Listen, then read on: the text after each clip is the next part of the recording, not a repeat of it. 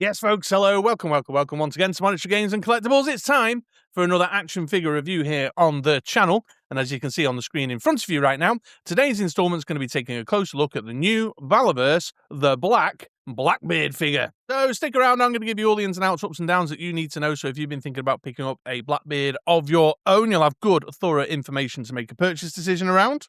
We'll kick things off by jumping back in time and taking a look at the packaging on the day it arrived on my doorstep. Then we'll get into Blackbeard himself. We'll talk about his aesthetic and his visual experience. We'll talk about his articulation and his posability. We'll have a rundown of the accessories and added value, and then we'll compare him next to a couple of other figures from a few 6-inch lines that I collect. And with all that said and done, you should have plenty of information to make a decision as to whether this is the guy you want to crack your wallet or purse open for. So let's get into it, and let's jump back in time to join past Chris taking a look at the packaging on the day he arrived. Here we go. Okay, folks, here's Blackbeard in packaging then, and you can see that it's, blister pack on card. So we've got the black logo at the top here, the Valaverse logo is the manufacturer there, his name on the side, Blackbeard, but the main focus of the packaging is the big blister on the card with the figure and all the goodies on show. If you look real careful, you can also see there's a kind of ocean water, I don't know, is that a shipwreck, broken up ship in there? So we'll have a look when I take the card off later, shall we? Then on the back, the two logos again, we've got the image of the figure, just action pose, the file card that you can cut out and save, the promotional spoils, as they're called here. One would assume that there's a potential Valaverse, mail away kind of thing possibly coming along for the black in the future, like they've done with Action Force, Legal Bollocks and Malarkey across the bottom, and then the socials and the web link. And it looks like the blister's not glued onto the card or attached onto the card, so you can just slide the card off the back and keep it if you want to have it all nice for future reference. In fact, it's so easy, I have popped the card off there dead quick, and you can see it was an underwater scene, but no shipwreck. Just a kind of the black Blackbeard interpretation of the old skull and crossbones there. So there we go. So there we go then, folks. There's Blackbeard in packaging. Well, technically, I've had to take the foot stand out because I couldn't get the card back on the back with the foot stand flopping around. But that's what it looks and feels like for the inbox collectors. But as regulars around these parts know, I'm not an inbox collector. I'm going to crack this bad boy open, get good and hands-on, pose him up, take some pictures, see what it looks like next to a couple of other figures and all that good stuff, jot down some review thoughts. And future Chris is going to come back in just a few seconds to share those review thoughts. So let's get into it in 3, 2, 1. And we're going to kick things off by talking about the aesthetic experience, the visual experience of the Blackbeard figure. Here he is, a full head-to-toe look for you to get started on. He does come out the box with the soft goods cape on him, but I've taken it off because I wanted to have a look at the figure first, and then we'll pop that on him in a sec to have a look at that. And, first impressions of the figure are pretty positive. The lore of the Black, as I understand it, is like a sort of mercenary pirate unit that exists in the wider kind of Action Force narrative that Valaverse has created. I think. I don't really follow that side of things so much. And to be honest, Valaverse is difficult to get over here in the UK. I only pick up occasional figures and I use them as a supplement to my other 6-inch lines. So I'm looking at what looks like a good toy soldier figure with a kind of unique characteristic, a unique specialism, and you definitely get that with this guy. He's got a modern combat look and feel, tactical vest, green, tactical pants, practical combat boots, those types of things, but with these little kind of piratey elements, bits of flavour introduced throughout the figure, like the weaponry choice, the 4 mounted pistols on the front that lines up with the historical, the stories, the anecdotes about the OG Blackbeard, little embellishments and touches that we'll look at, like the paint app, the skull paint app on the back of his gloves and things. So, it's nice in that sense. It's nice. And it's kind of leaning into the same sort of thing that I enjoy about G.I. Joe when you get specialist characters, that the core heart of them remains the same, but then you've got these little kind of niche specialisms or characteristics or personalities that come through in the design. And it could be argued, I suppose, that the piratey piece of it all could have been leaned into a bit more. Maybe I would have liked that. But I sort of get, in terms of the consistency around the rest of the Valaverse collections, what they were trying to do there as well. Getting in a bit closer then to look at some of the fine details. Lovely head sculpt on this guy. You can see that nice sort of grizzly tough bastard kind of look thing going on there, with nice sculpting in the beard, in the hair. The facial features of the growl come out really nice. I think there's a little bit of a kind of wash across that as well to really bring out some of the finer details, which is lovely to see. Neat paint applications as well on things like the gritted teeth and on the eyes and the eyebrows and such like. So yeah, I really enjoy the profile on this character, and as you can see, it continues all the way around the back with his kind of top knot style little I don't know, like shaved at the sides and then piratey style dreads across the top. There you go, there's a better look at the sculpted piratey style dreads there across the top, and then his little rat tail thing there, although no paint application on the bobble there, but that's negligible. So yeah, a lot of personality, a lot of character in there up on the head sculpt. But then moving down into the body, you can see a nicely sculpted tactical vest, lots of depth, lots of sculpted detail in there. Looks like he's been collecting badges, insignias from his fallen foes. I think that's what that's to indicate there. And then, as mentioned, the holsters there for holding his 4 pistols across the front of his vest. Down the left arm here, we've got this sort of scully sea monster tattoo thing here, which is a nice little touch, and again, leaning into that sort of piratical theme.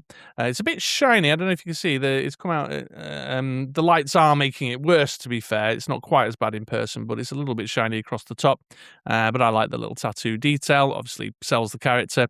And then I mentioned before, got this nice little touch on the back of his gloves, these little kind of skeleton paint apps, and these are sort of sculpted on as well with then a paint application across the top. Oh, and he's wearing a watch because, or maybe a compass, because he's a sailor, on his wrist there. Which is lovely to see.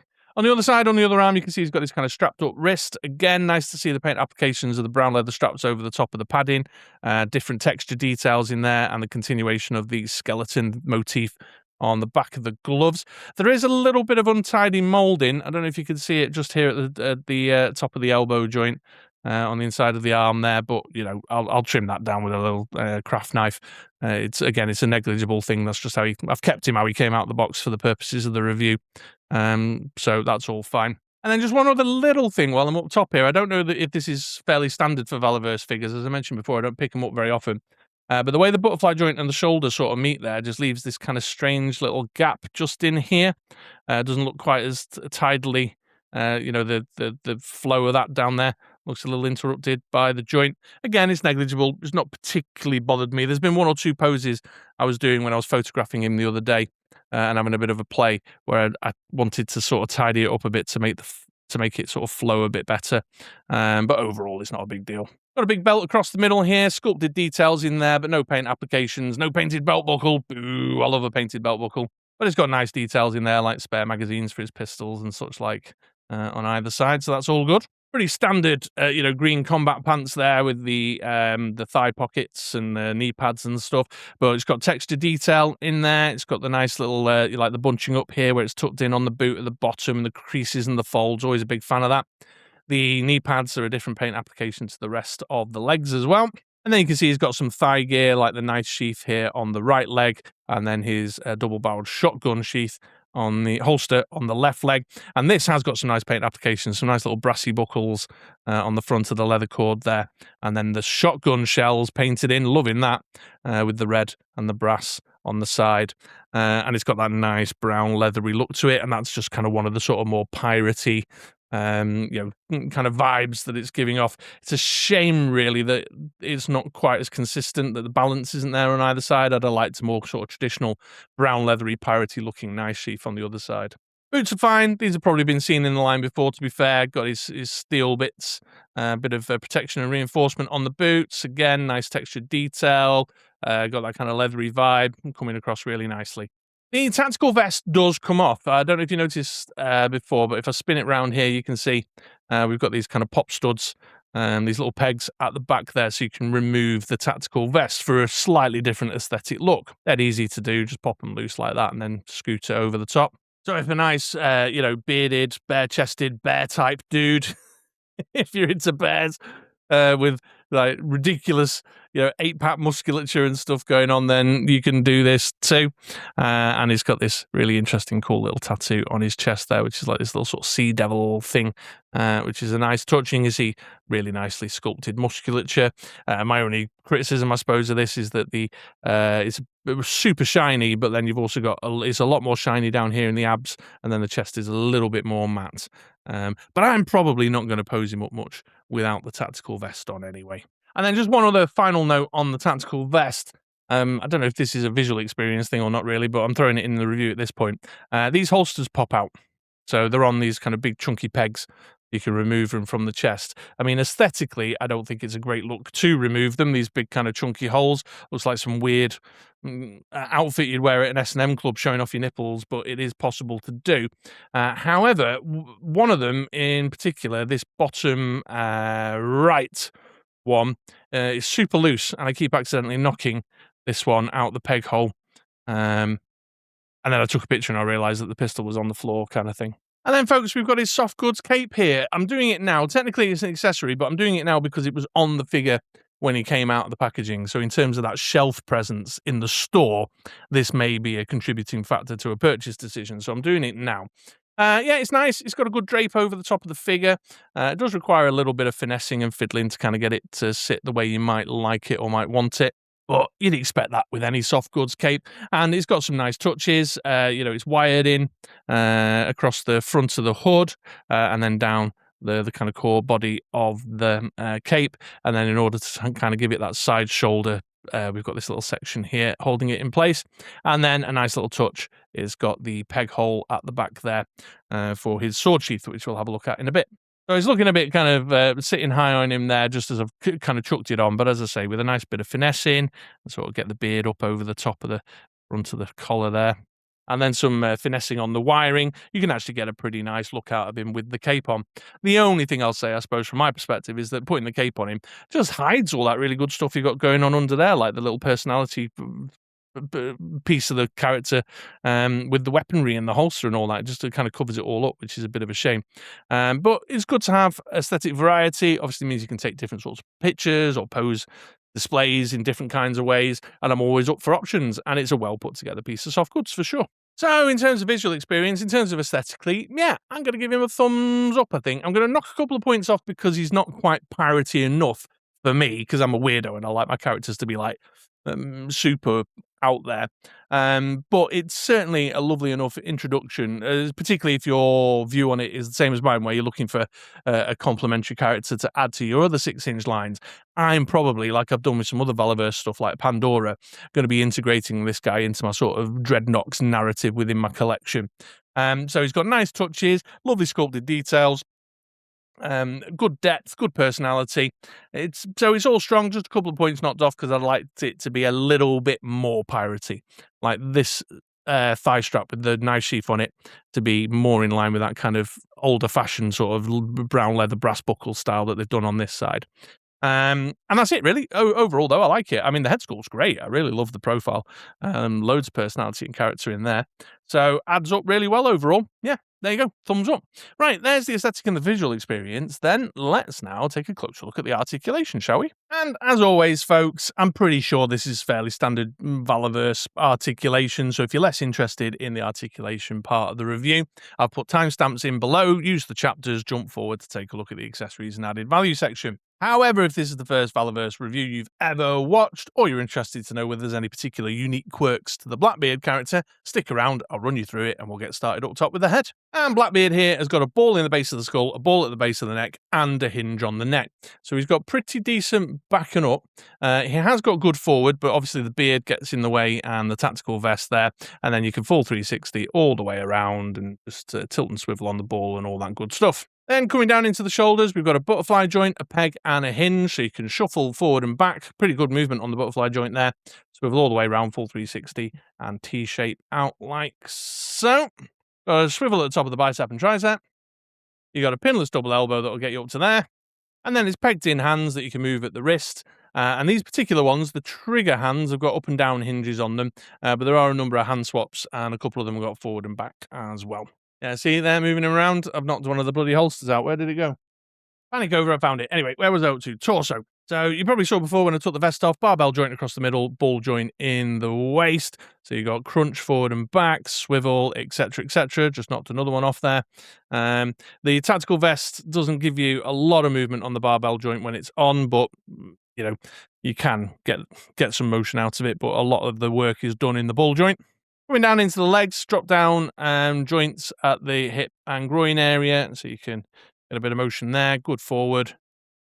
Russian ballet splits out to there. Got a swivel at the top of the thigh. Just a small note, the thigh swivels were really, really tight. Had to heat these up loads to get him moving there. Pinless double knee, that'll get you up to there. Swivel at the top of the boot. And then the pretty classic hinge and rocker at the ankles and feet. Oh yeah, solid articulation, no concerns here. When I was posing him up the other day and taking some photos, there wasn't really anything that limited my imagination. All good in the hood, plenty of posability, happy with that. I've had bad experiences with Valaverse articulation in the past. In fact, some of my very early ones that I did pick up, like the Sergeant Slaughter, I still to this day can't do much with, even after hot bathing and heating them loads, but it seems to have vastly improved here, because this is really, really good. The only thing I had to do was heat the thighs up for the thigh cut, but that's not uncommon for all the lines I collect, you know. So all good and dandy. Just again, the only thing is, as you saw, as I'm moving them about, I'm forever knocking these bloody holsters out the tactical vest. So yeah, thumbs up. Yeah, nothing, no limits to my imagination when I was trying to pose them up the other day at all. All right, well, there's the articulation and posability. Let's now take a look at the accessories and added value, shall we? And we'll kick this section off with the head swap. Here we go. Here is the Blackbeard with his bandana face mask thingy going on. It fundamentally is, more or less the same head sculpt. So you can see the same facial features, the same hairstyle design, got the beard poking out from underneath the handkerchief mask there. Good facial features again around the eyes, the eyebrows, the sculpting of the forehead, etc., etc. But then there's a nice paint application on the bandana mask, which is continuing that skeleton motif that ties in nicely with the skeleton stuff on the hands. And you can see there the way that it comes around the back and ties underneath his top knot there. If I ever go around this side, you can see the knot just there. Obviously, a nice little touch again in terms of the storytelling for the figure. You can envisage him popping this around his head and wearing it on his mask when he's boarding other craft and robbing them blind and murdering the crew and all that kind of good stuff. So yeah, lovely little touch, and opens up again your world of possibility in terms of how you might want to play and display with your character. And Blackbeard's loadout, he comes to begin with a sawn-off double-barreled shotgun here. Nice piece of kit, lovely metallic paint application on the metallic sections of the weapon, and then some nice brown wooden paint applications on the brown wooden sections of the weapon. So looking good. Could maybe have afforded a little bit of a dry brush, but, I want everything all the time, so that is that. And there's a nice little piece of articulation in here as well. It's got a hinge piece at the bottom there, so you can open it up to reveal the barrels as if he's loading it up, although they're not dremeled in on this side. They are dremeled in on that side for blast effects, but not on the inside. So if you did, I don't know, get like a third-party 3D printed little shell, you wouldn't be able to put it in partially, but that's fine. So nice, yeah, again, little option in terms of how you might want to pose him into reloading his double-barrel shotgun. Nice piece of kit there, and this has that long holster on his left thigh. It just fits in nicely there, like so. Then he's got his, I don't know, what is this, like an axe, a sword, an overgrown butcher's knife. I'm not really sure of the technicals of it, but it looks mean, suitably mean. Definitely got a nice kind of mercenary pirate vibe about it. Looks incredibly violent, as well it should be for a type of character like Blackbeard. Nice paint application on the blade. Always a big fan of paint applications on the blades with sculpted detail in there to give it a little bit more personality and character. Then the brown paint application on the wooden handle section with a little metal cap there on the bottom. And then it also comes with this back-mounted sheath. You can see the peg there for putting it into the peg port at the back in this black leathery effect with the stitching, which is a nice little kind of look across his back.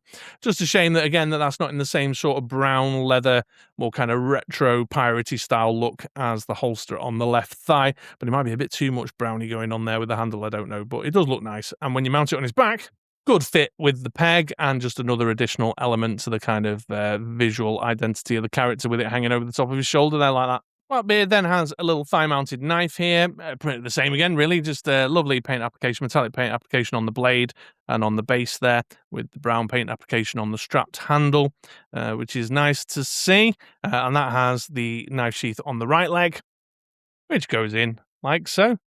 Then we have Blackbeard's pistols, these little kind of short, they're quite small. So these are like, I don't know what you call them, snub nose pistols or whatever. Someone will jump in the comments and help me out with the kind of firearms knowledge on that. But as you can see, we've got 2 in the very kind of shiny metallic look, and then 2 in the black core with the gunmetal bit at the top and the brown handles to give it a bit of variety. And, you can pop them in the holsters as you see fit. You can have 2 on either side, 2 on the bottom, 2 on the top, whatever suits you, suits you. Nice sculpted details in them. Again, always a big fan of paint applications on weapons that give them a bit of depth and character. So you've got this nice shiny metal look with the black sections on the handle and a little bit of sculpted detail there in on the handle as well.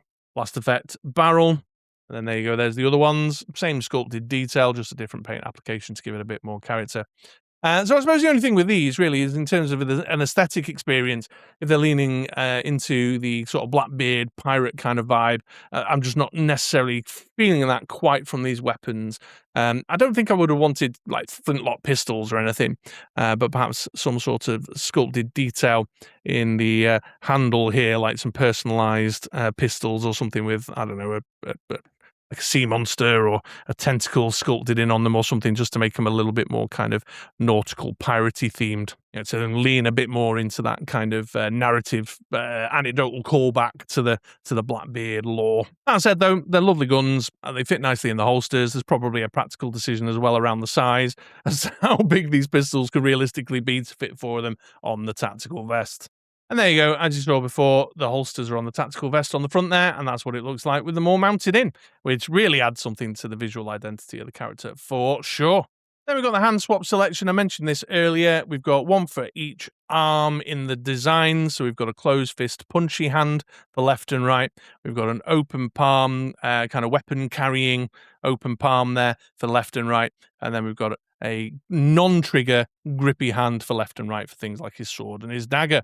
Always great to have hand swaps. You can see that paint application wise, these are consistent with the skeleton motif across the back there as well. So they're not just like some reuse chucked in for the sake of it. You've got that kind of consistent sort of design motif going on within it there, which is nice to see. And I mentioned before, some of them have got forward and back hinges, some of them have got up and down hinges to better suit the type of hand that it is, and what you're trying to achieve with it. So yeah, always wonderful. Head swaps and hand swaps, great. And then finally, we have the foot stand. Pretty standard, as I understand it. Certainly every Valaverse figure I've ever picked up comes with the foot stand. Got this kind of groove in the back, which I think is maybe to slot the file card in or something. And then a variety of different pegs within that. So you can use the foot stand with different poses. Looks like they also jigsaw together with the way that this little kind of cutout piece goes along the side and then is mirrored on the other side in the opposite in the male to female, and then you've just got this kind of cracked stone paving kind of design, which is fine, all good. Foot stands are great, very useful. He is a pretty good independent stander, to be fair. I don't get much use out of foot stands when I've got good solid independent standers, and then it is just a little bit rough around the edges on the front there, so you probably want to display it. Well, with mine, I would want to use it this side with the cleaner mold, and not got the little kind of mold lines on it there. And of course, I've already mentioned it, but let's not forget, he comes with a soft goods cape. In terms of answering the question of added value, we have to factor that in too, even though we've already looked at it earlier in the review. So yeah, big thumbs up on the accessory selection for sure. In terms of the question, is it added value? Definitely. I mean, in terms of the price point, I've ended up getting this figure through a bit of a convoluted method where a friend in the States bought it for me, and then they gave it to a friend from the UK who was holidaying in the States, who then flew it back and then posted it over to me. The value question might have been a little bit more challenged if I'd have paid the shipping and such like, and the import tax on the figure, because I kind of got it at the US price, and then a couple of quid for the postage over here in the UK. It's actually like really super good value. So for North American customers, I can't fault that accessory selection at all. Bit different if you're having to fanny about with importing over here in the United Kingdom, but that is what it is. So yeah, it is definitely added value. It's certainly a great selection. I've got some nitpicks around the kind of thematic pirate thing of it all, but besides that, I've opened up a world of possibility again in terms of how I wanted to play with the toy, how I wanted to photograph him the other day, and that's excellent. That's what you want your accessories to do, to open up your world of possibilities and ignite your imagination. And this selection of weapons and gear certainly did. So big thumbs up for sure.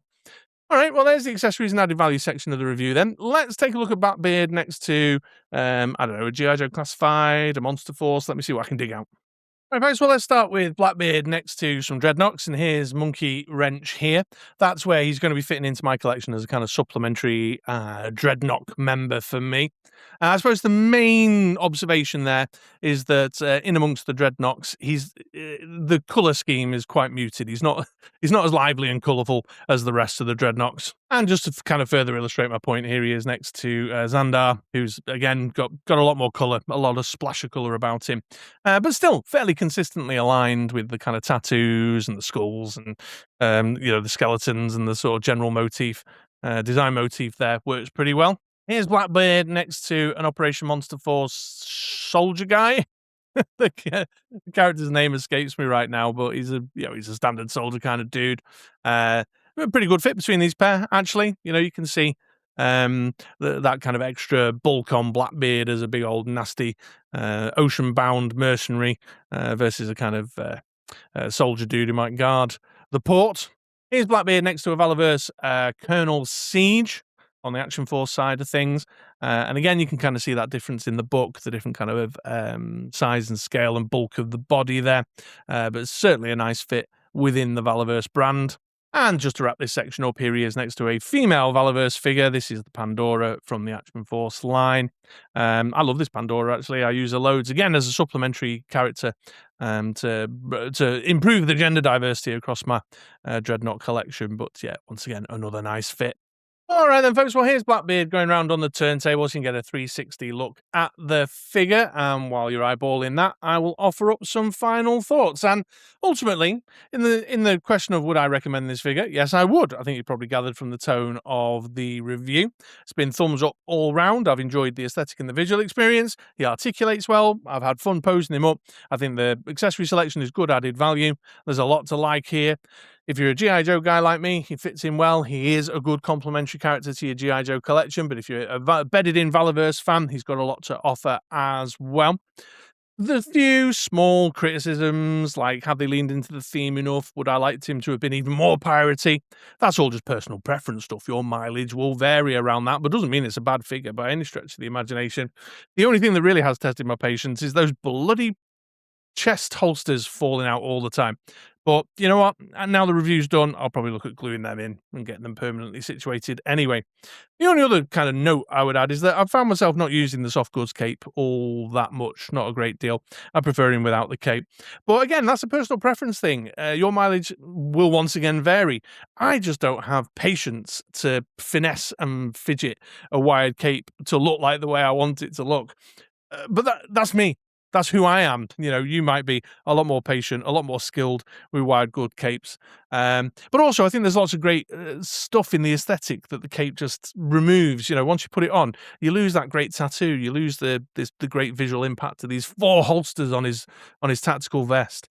So personal preference thing there, but it's certainly a great cape and good added value. So overall, no complaints. I think this is an excellent figure, and I would highly recommend it. Definitely one to consider cracking your wallet or purse open for. So there we go. There's my Blackbeard review. Thanks for watching. I hope you found that useful. If you are thinking of picking up a Blackbird singing in the dead of night, I meant Blackbeard. Picking up a Blackbeard of your own, then oh, Jesus Christ. That misspeaking and saying Blackbird has just thrown my whole outro off. So I'll just say thanks for watching, guys. Hit all the buttons that help a YouTube brother out. Like and subscribe and all that malarkey. But all remains to say, have yourselves a great day. Have yourselves a great week. Swing back around for another video sometime soon. All right, take it easy, folks.